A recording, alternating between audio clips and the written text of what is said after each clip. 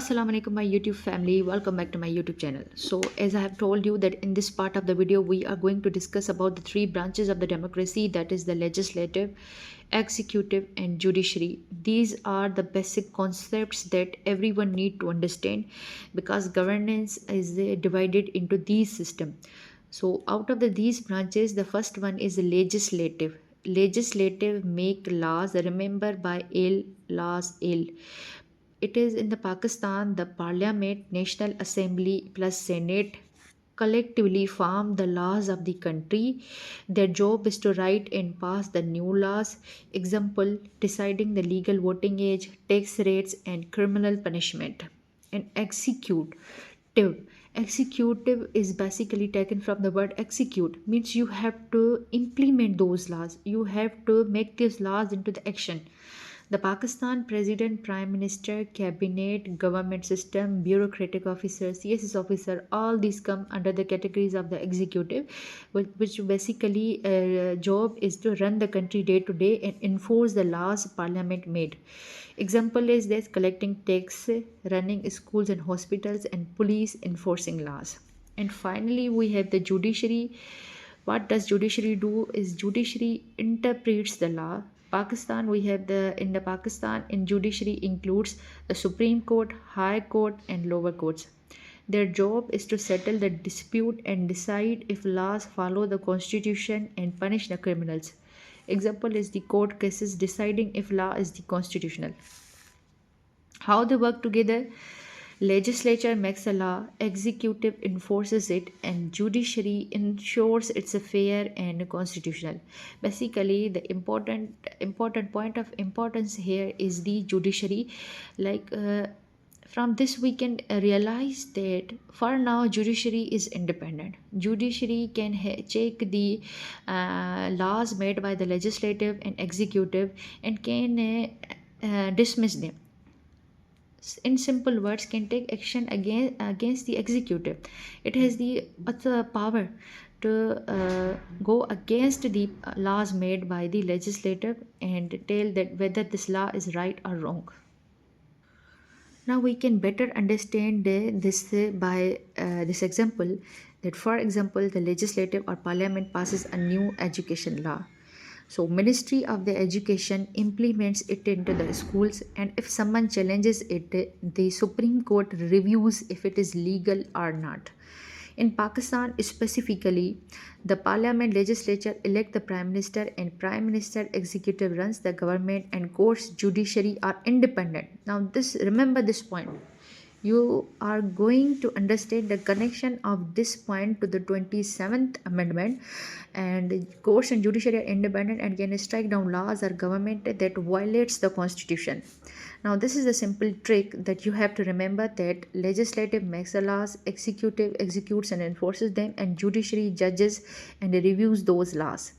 So basically we have studied the three branches of the democracy: legislative, executive and judiciary. Legislative is the one that make the laws and new laws, and executive is the one that makes sure that these laws are going to work and implementation of those laws in the common public. And third one is the judiciary. Judiciary is independent, which has the power to check the laws made by the legislative and executors, and whether they are aligning with our constitution of Pakistan or not. So till now we have discussed the executive system, judiciary system and legislative system. Now we are coming to the constitutions of the Pakistan. After the independence in 1948, Pakistan has three constitutions. 1956 constitution, it is the first constitution. It was a parliamentary system. In 1962 constitution under the Ayub Khan, it is the presidential system. And 1973 constitution is the current constitution, which is a parliamentary constitution. These are three important constitutions. Our current constitution is based on 1973 constitution.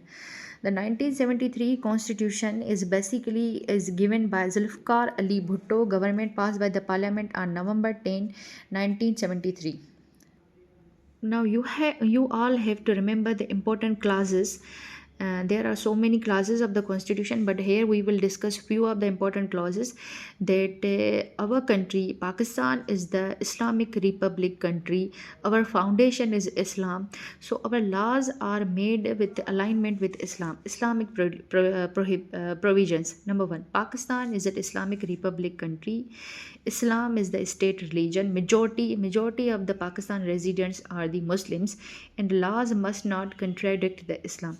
The laws should align with the Islam. The fundamental rights that are given to every human being from Article 8 to Article 28 is equality before the law, freedom of speech, assembly and association, freedom of religion, right of fair trial, and protection of life and liberty. Now, the government structure, the main constitution, the 1973 constitution, our government structure is the parliamentary system. The prime minister is the head of the state. The president is the head of state, but ceremonial. The most important power is to the prime minister. And we have the bicameral parliament, National Assembly, and Senate. Why we have the bicameral? What does actually the word bicameral mean? The parliament that has two separate houses, upper house, Senate, and lower house is the National Assembly to use to representatives. Why we have the two houses, Senate and National Assembly? It has two functions. Number one, to balance the power, and check to review each other laws. And fourth most important thing, that's why it is considered important, and that is the provincial autonomy. Four provinces with their own government and divisions of power between the federal, central government and provincial government. We have the independence of the judiciary. So this is our the constitution. This is the constitution saying that judiciary is independent. It is not aligned with the executive and can take action against the laws which are not aligned with the constitution. In this, the Supreme Court, which is the highest court of the Pakistan, is declared independent and can review laws and government actions. Article 6. Higher treason for anyone who suspends or subverts the constitution aimed at preventing military coups. Because Pakistan is a country that has the history of the military coup, so this was made to suspend that, to make the military coup difficult to again happen. That's why this Article 6 was bringing into actions. And why 1973 survived? It is the first constitution that was agreed by all the provinces. It has flexibility, can be amended. Amended means the small changes that we can brought into the law according to the day-to-day needs of the people. We can amend. So it has basically the flexibility and restored after each military rules. Fun fact, it is suspended multiple times during the military rule but always restored. 20 total amendments, there are the total 27 amendments, major amendments, and the controversial amendment is the 27th amendment, and exact count varies by how we can categorize. So, among these all 27 amendments, we are going to discuss the most important ones, the most important that has relations with each other. Number one is the 80th Amendment 1985 given by the General Ziaul Haq. What he did, he changed the key factor. He changed the clause that President got power to dismiss PM and dissolve the Parliament, and made system semi-presidential, giving president too much power. Why he did this system? The simple question arises here, that why he didn't want to become a PM and change the whole amendment to give the president more power.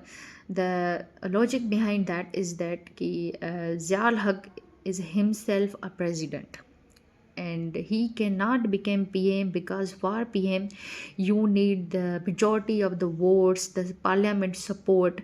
So basically, to dissolve the parliament, so the parliament cannot remove Ziaul Haq from power and dismiss the PM.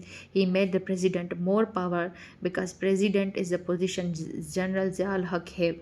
So basically, that's why, to have himself in the power, he make the presidency more powerful than the prime minister, and made the system semi-presidential and giving the president more power. And then we have the 13th Amendment 1997. In 1997, given by the Nawaz Sharif, basically he removed the president power to dismiss the PM and restore the true parliamentary system. He basically reversed the thing that is done by the General Ziaul Haq to make the president more power, and General Nawaz Sharif removed that and make the prime minister more powerful. Then we have the 17th Amendment, again the military coup done by the Pervez Musharraf, and key change, he also did the same thing. He made the president again powerful, and legal protection order protected the military action. Now we have the most important amendment, that is the 10th Amendment. It is by the PP government. Zardari era is a major changes. They removed the president power to dismiss the PM. He again reversed the thing that is done by the Musharraf to make the president more powerful. Now it is the prime minister that appoints the judges and military chiefs. Provinces give more autonomy and financial power. The financial power that provinces have the share of 57.5 percentage and not less than that in the coming amendment is basically this 18th Amendment, and also renamed the northwest frontier to Khyber Pakhtunkhwa and made the Pakistan truly parliamentary. So basically, 18th Amendment is that's why important, because it gives provinces more autonomy and more financial powers. 19th Amendment created systems for appointing judges, judicial commission. 21st Amendment established military courts for the terrorism cases and temporary. And 25th Amendment important point is they merged the FATA tribal areas into the Khyber Pakhtunkhwa. And finally, we have to learn the pattern. We have important thing to notice is here is the pattern. Military leaders gave president more power because the military leaders that were coming in the power were at the seat of the president. So to make themselves more powerful, they give the power to the president, then PM. And 18th and 17th amendment we noted that, and the civilian government removed it. 17th and 18th, 13th and 18th. 18th Amendment is considered the most democratic reform. 18th Amendment is the most important. It makes the Pakistan's democracy stronger by limiting the presidential power and empowering the provinces. And finally, and after that we have the year back, we have the 26th amendment, and now we have the crisis of the 27th constitutional amendment. So in the next video I am going to tell you the important clauses of the 27th constitutional amendment and why it is controversial and how it does not align with our constitution. So briefly we will discuss about the 27th constitutional amendment. Thank you for watching the video. Please subscribe my YouTube channel.